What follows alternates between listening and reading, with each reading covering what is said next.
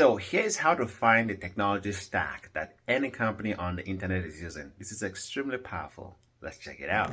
So for me to find out the technology that any company is using based on their company website, all I have to do is go into Clay and then either use an existing table or create a new table and add all of the data and information of the companies I want to do this search for. Now, the mandatory field that you need to have to use this integration is the website URL because that's kind of how we start. So let me show you how this works. And let's just say for this example, I'm looking for companies who are using WordPress to build their website because maybe you are a WordPress marketing agency and you want to offer them all the services around the use of WordPress or to help them maintain it, whatever you want to do, right?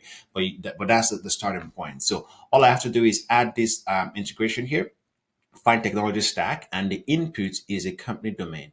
And once I've ran that input, and I did that for a couple here, you will see the result of technologies found.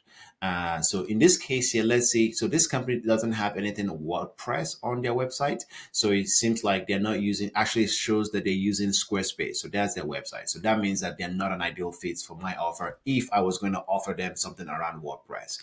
Let's look at another example of a company that actually is using WordPress. As you can see here, there is quite a lot of websites they're using. But if we look below, you will see that there is WordPress right here. So this company certainly is using WordPress. They're using Elementor Pro. They're using Elementor Pro and some additional technology. So now I know that they're using WordPress. I can now personalize my message to them in a way, knowing that they're using their WordPress users. So that's how you can easily find the technology that a company is using and then use that as a criteria to then create other types of personalized outreach to them, personalize a message to them. That's pretty much it.